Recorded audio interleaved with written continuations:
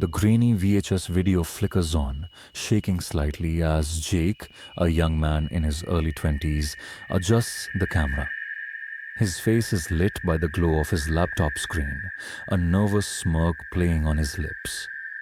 Okay, so I found this tape in my grandma's attic. It's labeled "Do Not Watch." Obviously, I'm gonna watch it, but if something happens to me, just keep this tape safe, okay? He says, trying to sound playful, but his voice shakes. A sudden static glitch distorts the screen, and his face warps for a brief second. The screen cuts to a dark, empty room. The timestamp reads 3:47 a.m., and a faint, breathy whisper echoes through the silence. You shouldn't have done that. The chill in the air is palpable, and Jake freezes, his eyes widening in disbelief. The screen glitches again. Jagged scratches form words across the display. The title suddenly appears in sharp, distorted text. The Forgotten Tape. Jake stares at the screen, his fingers hovering above the pause button. What was that? The video resumes. Jake is sitting cross-legged on his bed, holding the mysterious VHS tape in his hands. The label is faded. The words "Do Not Watch" scribbled hastily in red ink. He looks down at the tape, the unease creeping up again. He holds the tape up to the camera, saying, "Come on, how creepy is this? It's probably just some old home movie. But what if it's something more?" The suspense builds as he places the tape into an old, dusty VCR. Watching intently, the machine whirs to life as static fills the screen. The footage begins. A grainy home video of a family gathered around a dinner table, laughing and chatting. The scene is calm, almost nostalgic, but then the camera shifts and the room falls silent. The camera moves to an empty chair at the end of the table. The laughter stops abruptly. The family members stare at the chair, their faces blank, their expressions hollow. Something isn't right. Jake feels his pulse quicken, his body tense. The camera lingers too long before abruptly cutting to black. Jake shifts uncomfortably, scratching his head. Okay, weird, but it's probably just a prank or something, right? He mutters, trying to convince himself. The air feels heavy. He presses play again. The next segment begins, showing a child's birthday party. The family sings as the child leans forward, blowing out the candles. Suddenly, the screen flashes to black.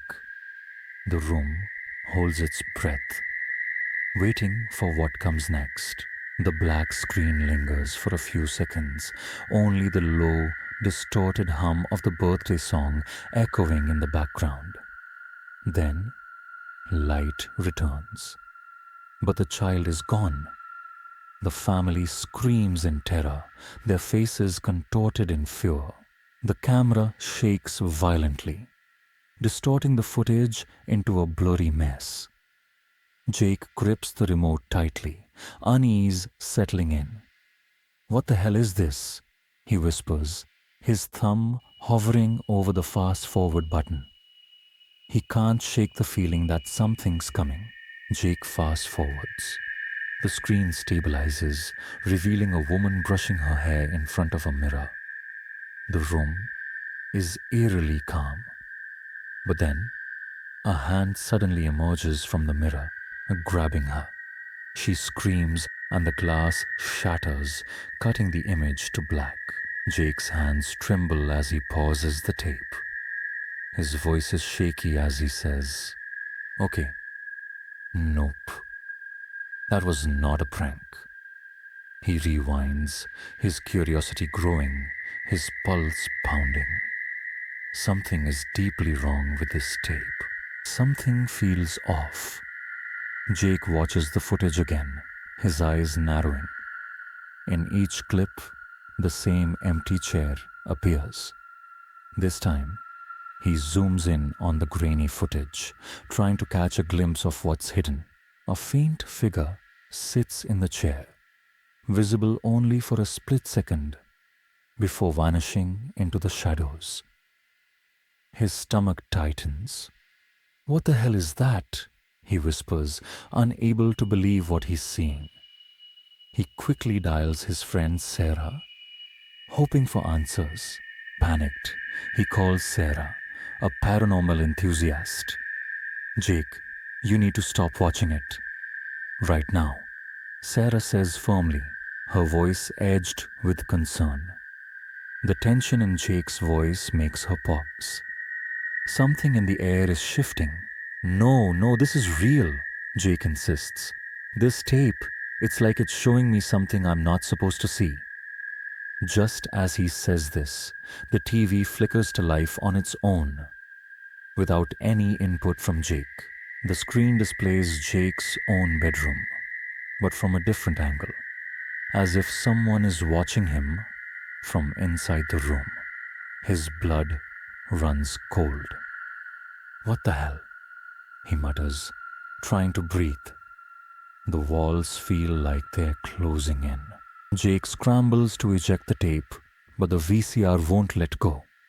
The tape keeps playing, and the footage shifts. Now, it's showing an old recording of Jake's grandmother as a young woman, holding the same VHS tape. Her face is urgent, almost pleading. "I told you not to watch it," she whispers. Jake gasps. The lights flicker, and the room suddenly feels cold, a chill that sinks into his bones. He turns the camera toward the corner of the room. His breath catches in his throat.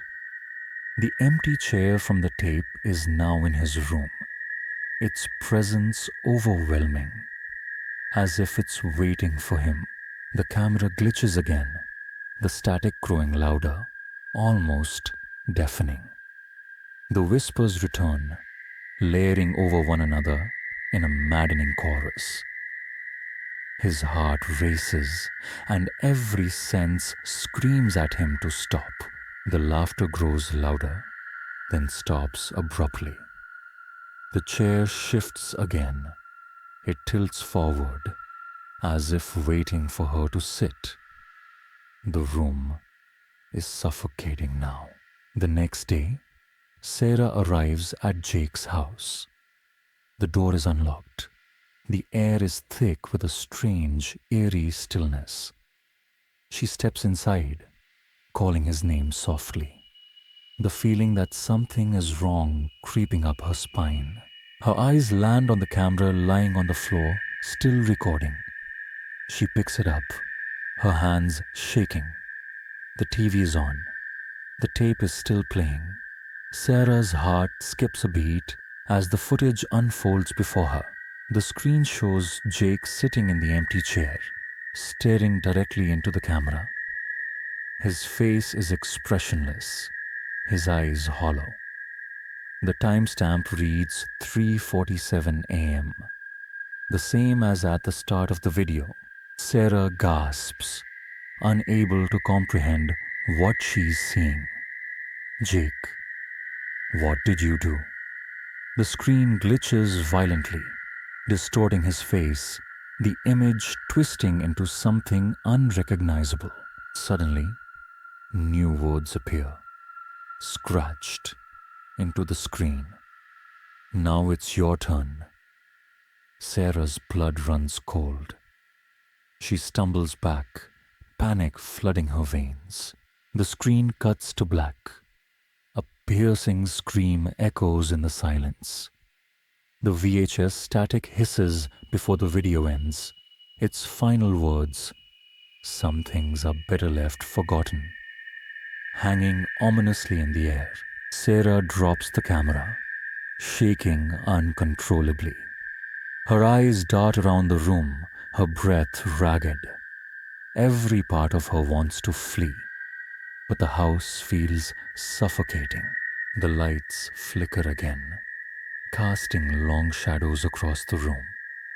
She steps backward, still gripping the camera tightly, wondering if she's about to witness something worse. Suddenly, the TV screen glitches and Jake's voice crackles through the static. Sarah. The sound is distant, haunting, like it's coming from inside her head. Sarah, you shouldn't have come here. Jake's voice continues, distorted, filling the room. She turns toward the window, her escape now impossible. The door slams shut by itself. Her pulse quickens as she turns around, the room closing in on her. The chair from the tape is still in the corner, its presence now more foreboding than ever. The TV flashes again.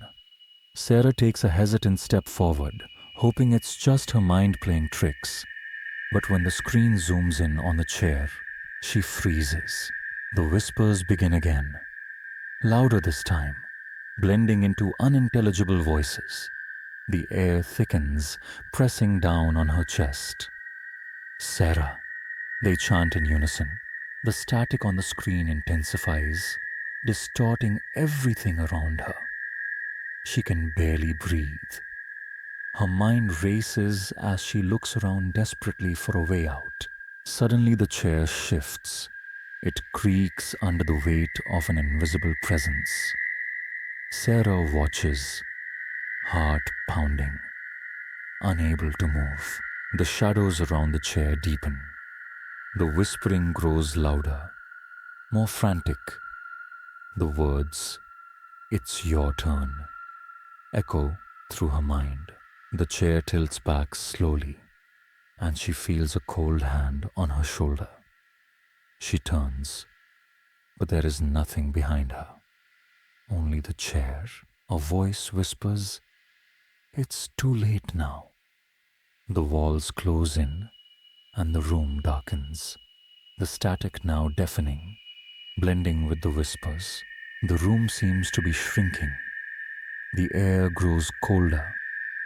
Her breath fogs in front of her, and the temperature drops with every passing second. Suddenly, the TV flickers once more. A figure appears in the chair, its face hidden in shadow, waiting for Sarah to realize the truth. The whispers intensify. Sarah tries to scream, but no sound escapes. The figure in the chair seems to move, leaning toward her slowly. The TV cuts to black, and for a moment, everything is silent. But then, the static returns, louder than ever. The chair is empty once more. A dark, twisted laughter fills the air. The room warps, bending around Sarah. The walls seem to be alive, shifting and contorting. The laughter grows louder, then stops abruptly. The chair shifts again. It tilts forward, as if waiting for her to sit. The room is suffocating now. The static is almost unbearable. Her pulse quickens, and she steps backward, knowing that there's no escaping what's coming next. The TV flashes one last time. The figure in the chair turns its head slowly. Sarah stumbles, unable to move, as if rooted to the spot. The words, "It's your turn," appear on the screen, scratched deep into the static. The chair creaks again, its back slowly rising. A cold, icy hand grasps her shoulder, sending chills through her spine. She spins around, but there is nothing. The room is now completely silent. Suddenly, the lights explode in a burst of bright white.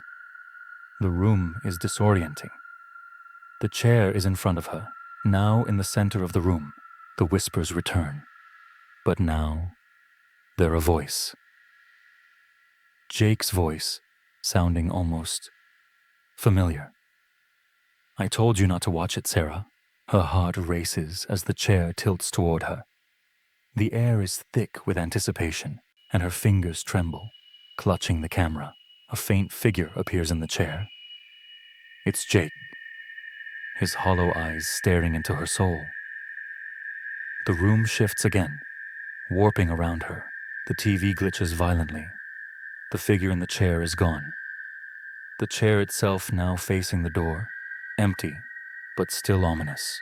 The laughter returns, this time a distorted version of Sarah's own voice. It fills the room, bouncing off the walls. She's surrounded. The door slams open. Sarah rushes out, gasping for air. She's now in the hallway. But then, the door slams shut behind her. The last thing she hears is the whisper. Some things are better left forgotten. And then, complete silence. The tape ends.